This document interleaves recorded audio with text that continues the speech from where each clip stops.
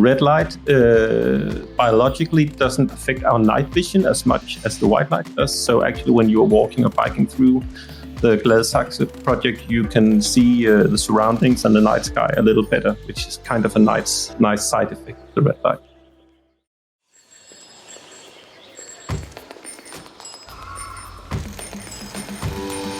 Welcome to Smart in the City, the Babel podcast.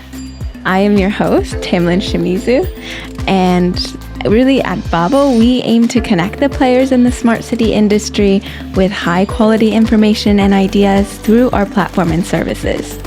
This podcast is really an extension of this goal and mission to drive the change for a better urban life. And first, a quick announcement from Babel. As a company dedicated to drive the change for a better future, we at Babel express our support for all victims of the Ukrainian-Russian war. To all our listeners, if you're wondering how to best support Ukraine from a foreign country, please visit the following website, supportukrainenow.org. And now on to our episode. So today we are going on a little journey to a municipality outside of Copenhagen called Gladsaxe.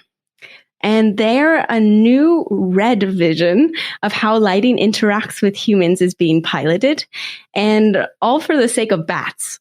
So hopefully that leaves you a bit intrigued as to, as it also did for me. So first of all, with me today is Jonas Jorgensen, who is a project manager in infrastructure projects at Gladsaxe Municipality. Welcome, Jonas. Thank you. Yeah, so can you give me a brief introduction on your role? Yes. In this project we had in the municipality, we had a project where we needed to renovate all the lights to a less energy consumption light bulb, I would say. But we have this special area that's considered rural area where the laws are a little bit different, so we can do something else. And I had hired Light Bureau as a consultant, so that's how the whole project started. Cool. I contacted them and said, let's do something here. That easy? No, because I didn't know what I wanted to do. I just knew we could within city borders, there's some other rules. They know much more about that, but outside this rural area, there's a little more wiggle room, I would say. So I just knew we could do something. I didn't know what. Yeah. Thanks for the little introduction. Also to introduce you to Philip Jelvard, who is a lighting designer at Light Bureau, and Rune Brandt Hermansen, who is a senior visualizer and designer at Light Bureau. Yeah, welcome, Philip. Thank you. Welcome, Rune. Thank you very much. Yeah, thanks so much for being here with me today. So, Rune, maybe you could give a brief overview of what Light Bureau really does as an organization. Well, we're a lighting consultancy company, so we advise our customers on what light to put up where. And to the end of the project in Gladsaxe, we tried to be forward-looking consultants on how to do light that is more in tune to how the nature around the lighting solution is geared for the first time. Yeah, wonderful.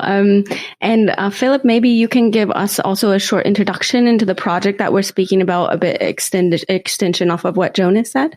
Sure. Like for us, this was, I guess, just as Jonas said, like this is, we didn't necessarily knew what to do as well, but at least I think we had the specialities in house to at least go in and be as ambitious as Gladsaxe Kommune to really try to figure out how we could do this best. So for us, this was a complete new thing, and I think we have tried to solve it in the best way we know how, at least considering the context and stuff.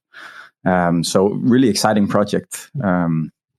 Yeah, I'm excited to dig in a bit deeper with you all, but I think to start us off, I'll start us with a short teaser. And that will be all three of you have to answer at the same time. Okay. If the lights were a different color than red, what color would they be? And just say that all at the same time, and then I'll ask you why. All at the same time? All at the same time. Do we get a countdown? Yeah. Okay, ready? 3, 2, 1. All Fee purple. White. I said white. All right. Jonas said white. But that's because they have a whole other viewing of how they see light and their and for me, I'm not an expert. That's why I hired them. So for me, when I look at the street, I see white light, yellow light, and red light. That's like the Good. So that's probably what it would have been. Not white necessarily, but it would have been in that tone. In a normal traditional light. So that's just what I call white light. Yeah, perfect. And Philip, I believe you said orange. I said off. What does that mean? We wouldn't have any. Oh, okay. Okay. In a perfect scenario, yes, we wouldn't have any, but there's some traffic things that are part of the project. So we considered off for a second, but we couldn't do it because there's a lot of all cyclists. the bikes. Yeah. Mm-hmm. So that wasn't an option.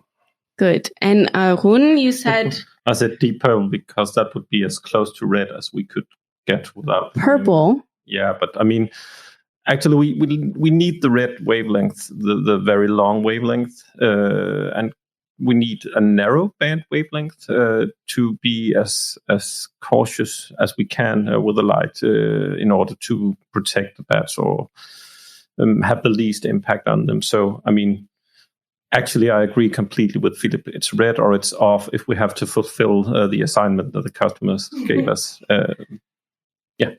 Then purple. All right, perfect. Thank you so much. And then, so now getting a bit more into, a bit deeper into the project, I'm sure people want to know really, I think you touched on it, on how the project really started, but maybe one of you wants to, maybe Jonas, you want to talk about how it really began. Yeah, it's a small project. I would say within a larger project, we had a large amount of money to renovate the existing light, and it was very important for the politician to point out that this was not an architectural project. We weren't redesigning or anything. It was just to change the, I would say, light bulb, but it probably has another name, to a less energy-consuming product, LED lighting. That's where it started, and then I noticed we had this special rural area where we could do things a little bit different. I didn't know what or how. Or we had these old wooden masts they cost a fortune in maintenance for. So we knew that we could change those and do something completely different. And we have a very, I would say, we have some UN sustainable goals that we have applied to the municipality. And I thought, instead of just talking about them, let's see what we actually could do. So I think it was Henrik Sode, one of your colleagues. He was the person I worked with when we were designing the contract for this assignment and this bad project. And I said to him, let's do something, and we didn't call it bad project there, we just called it the special project. And then when we dug in a little deeper and talked to some of the other departments in the municipality, and you talked to a lot of experts, I'm pointing at Philip. Yeah, thank you for they can't see us. Yeah. Then we could make it a little more concrete, and then we knew, okay, we got bats out here, so we had nature, animals, but we also had traffic safeties. There's still a lot of people visiting, so we had some intersections, and I would say all of those combined, we were looking at, as I can understand, quite a unique project. We didn't have any reference points or anything, so I'm glad it worked out how it did, but I'm also a little bit glad it wasn't me who had to decide. Doing it together helps, right? Yeah. So has this been done before? So is it a brand new concept, or have you seen it before? I think you're more right to answer that. This is Philip. I think when we started looking into sort of kind of solutions that we could implement out in Gladsaxe. We looked at like how do research or how do like other places in the world tackle these sort of issues, and we came across like not a lot of research, but some very good research at least that had been done that could sort of guide the way through. So at least we tried to as close as we could stick to that sort of research, but we also found, let's say, other solutions around the world using sort of red light in an urban context. Whereas when we looked at it, could see something that we wouldn't have done. Like we were talking highlight poles, very on like directed light, just everything would be red just for the sake of making it red.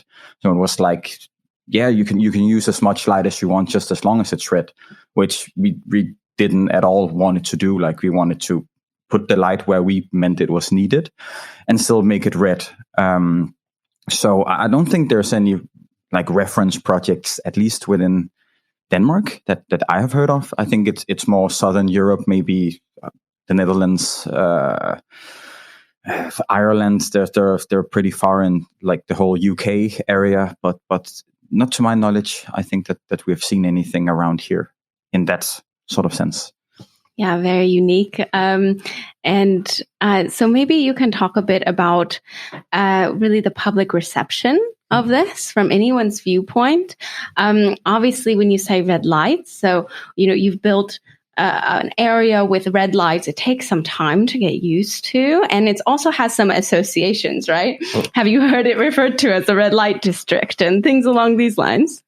Not by the users, but within our department, we have made a little bit fun of it, called it. Sorry, but porn light. but no, we haven't. From I'm the one getting all the complaints if there were any. That's the good thing about being a consultancy. But we haven't actually. It was exceptionally well received, and I only think I had one person who called and said it, and it was a certain light. He called and said it's a little bit too bright, but it had nothing to do with the project. But people, if you just explain it and take the time to tell what is it that we're doing and why are we doing it, they understand. They think it's a good cause, and we, when we emphasize that we don't compromise traffic safety, so they are not going to feel a different or shouldn't feel a different. Then they're all right with us taking all the other aspects, nature, into consideration. So it's been quite popular, and a lot of, I would say, speaking of an insane amount of other municipality and consultancy have called me and asked if I could give them information about the project, and they want to do something similar. Oh, nice. Yeah. So there's been a lot of also collaboration with other municipalities looking to do the same. Not yet, but I would say it's. I can see it as an eye opener for other projects. But as Philip once wrote to me, this is a project designed for Gladsaxe, so you just can't copy it one-to-one to another. Yeah. But it's still, the idea is there and the concept is there, but you need to implement it locally. But it has been an eye-opener for a lot of other municipalities. Yeah, that's really interesting. It's also quite interesting to think in the relation of how we interact with nature. Of course, this is a big goal of it, right? To protect the biodiversity of the area. Maybe Rune, maybe you can speak a bit more on this side of things, on how you see, light interacting with biodiversity in the future. Yeah, well, let's go back to Philip's answer to what light we should have put up there, which was none. And I mean, it has been an eye-opener for both of us to do the research we've been doing for the past couple of years, that I mean, basically what we're doing is wrong and we should stop doing it from a nature perspective, because all light you put up is interfering with some natural rhythms. On the other hand, there's no doubt that we as humanity has benefited enormously from being able to put up light at night. And I think Gladsaxe project is one of the first examples of attempting to strike a balance between needs for humans and for nature. And as Jonas said, this project is very specifically made for this location and this biotope. And we are taking the bats into considerations. They are the guys we're trying to save here. Had it been migratory birds, we would have maybe chosen another color or have lights on and off at specific times of year. So, I mean, it's very much about analyzing and doing exactly what is needed, where it's needed, and putting up the right lights. Yeah, that makes sense. And Jonas, you touched on this a bit, but really the safety aspects, right? Would you all say it's as safe for the pedestrians, for the cyclists, as a white light might be? I don't think we have any right answers because it's how people. I would say it's a feeling that's personal for everybody, but I know Philip has looked into how the signs out there still visible. So those aspects we can say yes, it should not be a problem. But how cyclists feel about it, that's individual, and it's going to be hard to measure.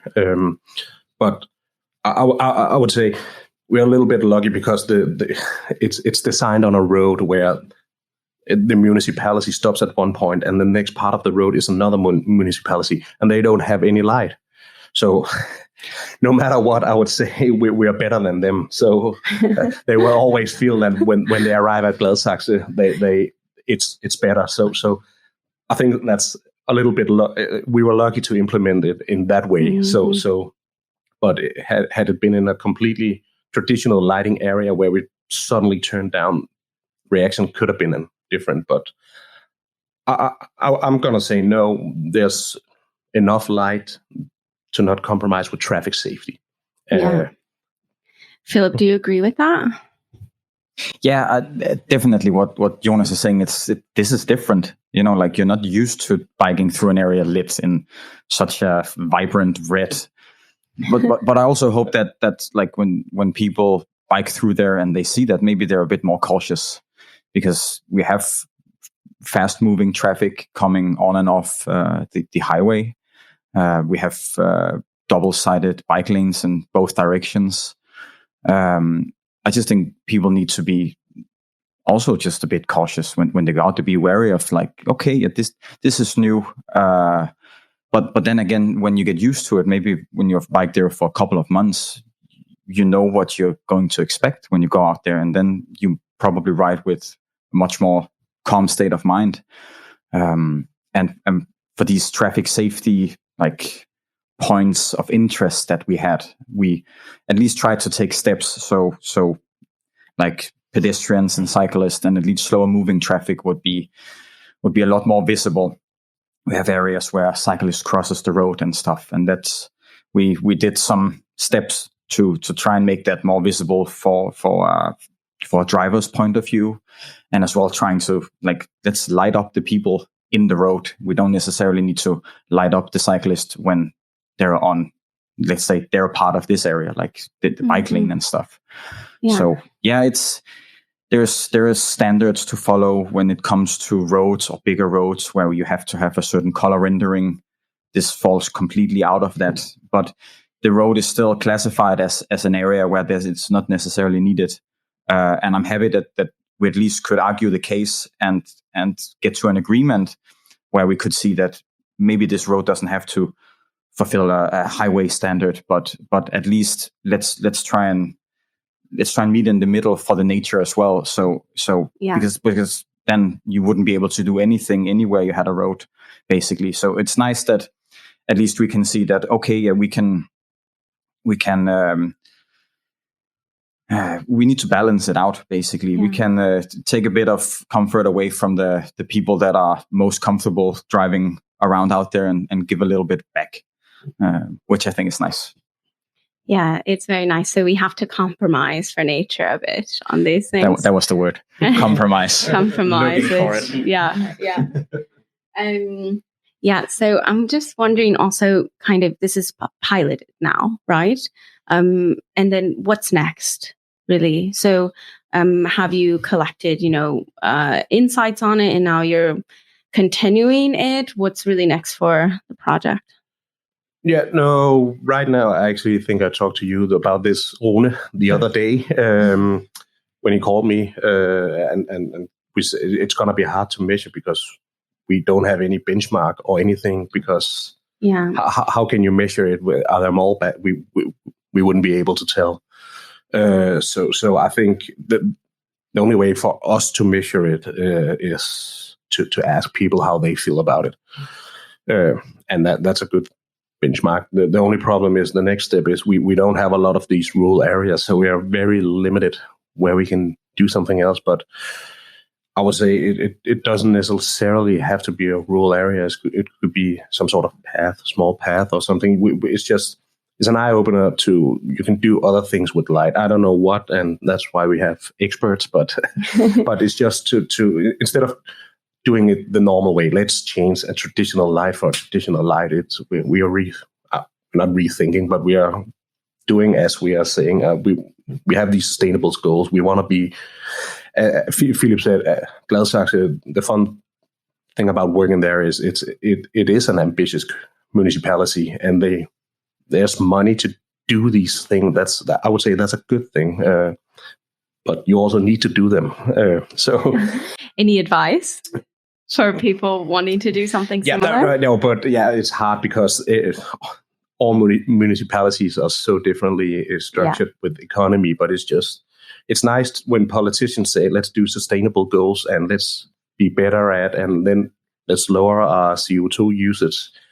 Then that we actually are able to do it. So I don't know what the next exact step is, but figuring it out on the way. Yeah. Sorry, go ahead, Philip. I think from like at least the things that we have seen, like working with this for a bit of time now, that it seems like people have been afraid to take the first step, because you can see all the interest that's coming Jonas's way with other municipalities calling it. Like now they suddenly want it because someone was willing enough to, okay, we're going to do it. Like we're not going to wait for someone to do it, but we'll take the first step and we'll make a break, basically. Glad that it didn't. It feels like we made something that's at least meant to last, and it's creating interest, and hopefully that will just continue. So we see more of these projects. Yeah, and I'm so happy that Gladsaxe chose to go all the way with us and do in some ways, extreme solution, which is very narrow band red light on all the time, red all the time. And I think in the future for residential areas, stuff like that, you could maybe have light that is white when it's needed for people. That is from early in the evening until late in the evening, but then on for the rest of the night in a red color, so that we kind of share the night with nature. Share the night. I like that term. That might have to be the title of this podcast episode also. And I think, we as consultants, right now, the science is kind of a bit ahead of us. So there's a lot of science on how light affects animals, but there's not really any science on what happens, or very little on what happens when you do a lighting project in tune to nature, and then research on how did this project change the nature where the light is. And we really want to start more collaborations with biologists to see, we put up red light instead of white light. What happens? We need benchmarks. We need to work out how happy were the bats before we started, or the frogs, or the snakes. And the more we research this, the more we find out that it's so insanely complicated, and it's so hard to do everything right all the time. So a project like Gladsaxe is doing something right some of the time, and it's just the first step and a lesson in, if you do something will happen.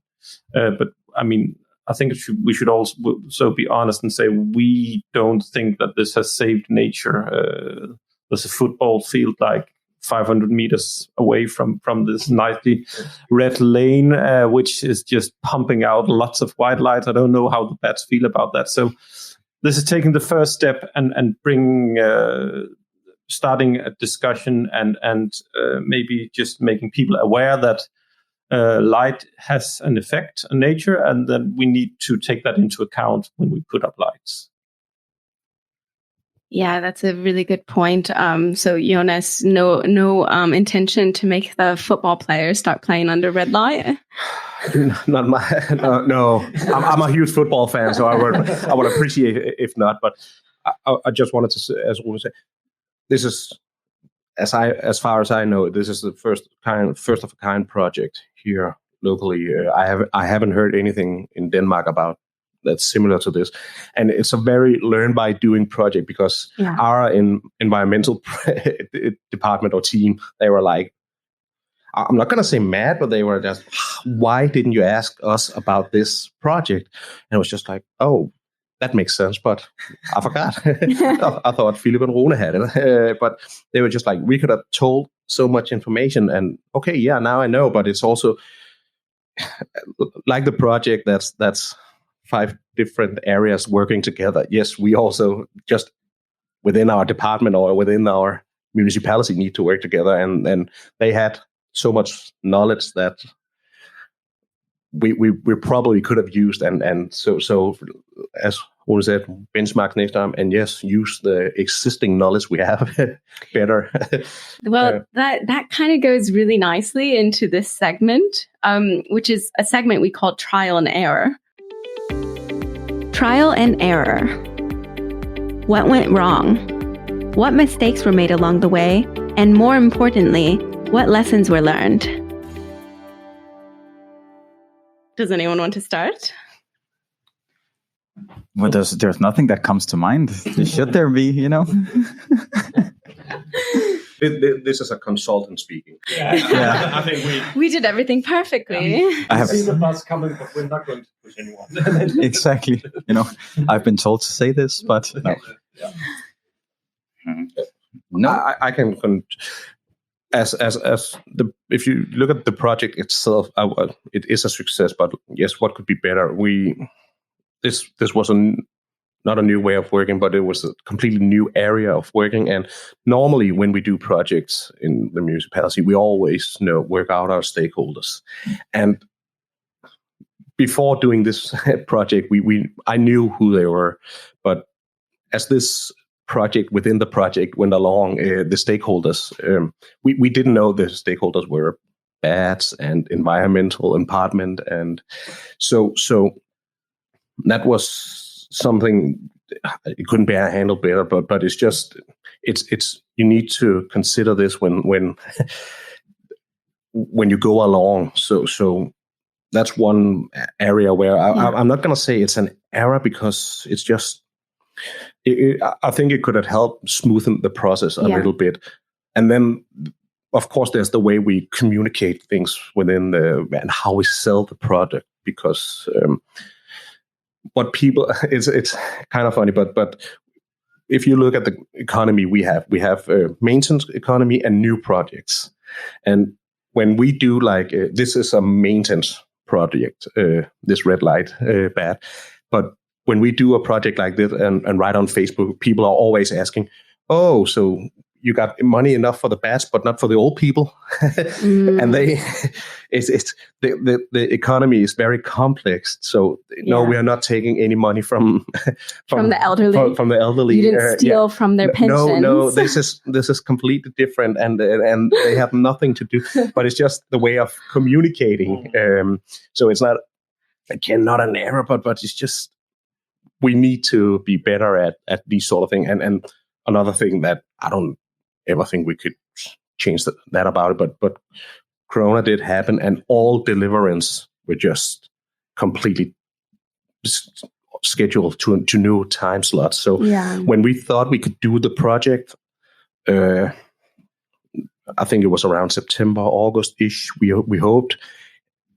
Then I think we had a delay in all deliveries, so it was around New Year. Mm-hmm. So we couldn't change that, but it's just we had a good story about we are building right at this time slot because of the breeding season for bats, and we are really taking them into consideration. And then, okay, yeah, we have to move it, but those things happen, and I don't think we could have done anything about it.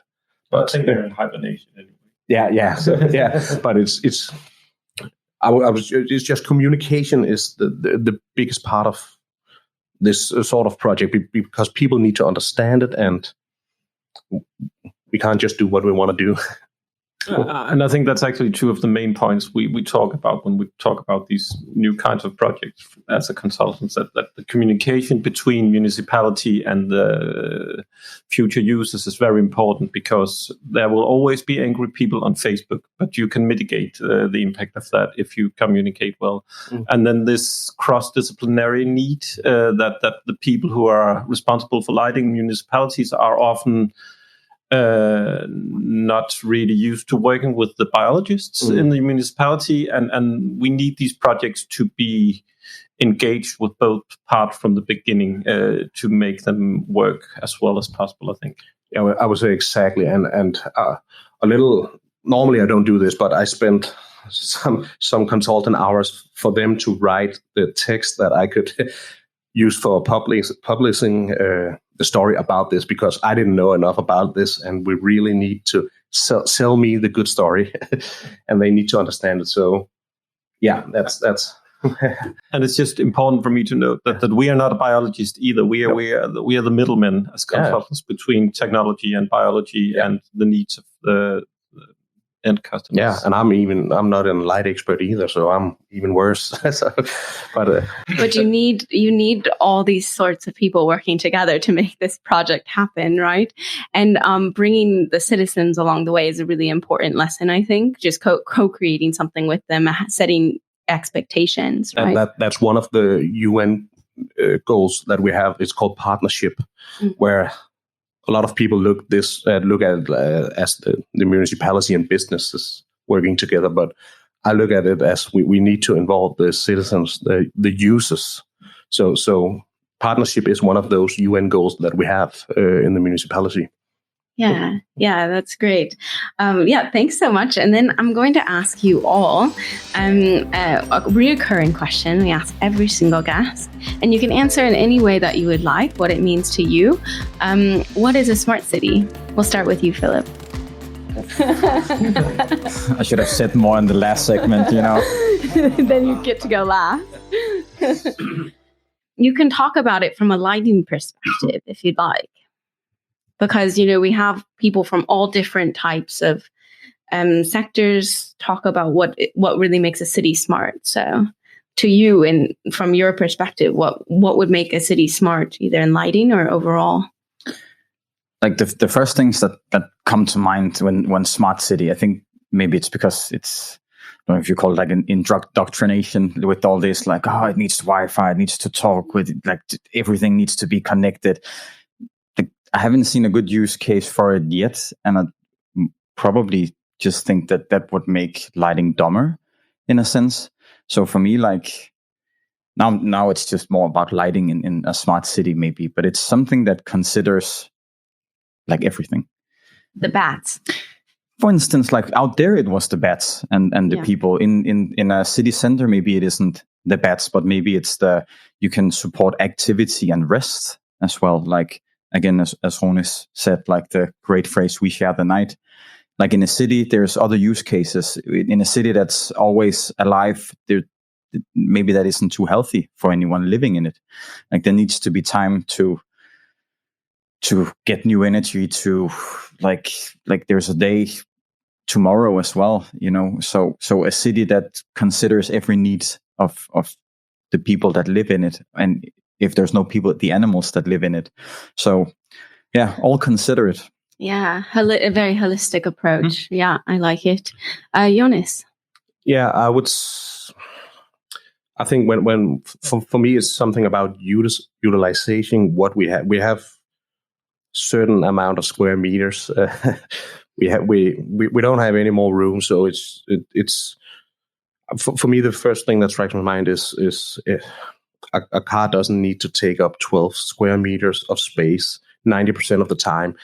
It's more sharing, or for the light. I know I don't know anything about this, but I know they have open software. So I don't know what the future brings, but they're ready for it. We talk about smart city. For me is probably more within the like green mobility area. That's for me, car sharing, better wayfinding, better park, better use of the space that we have.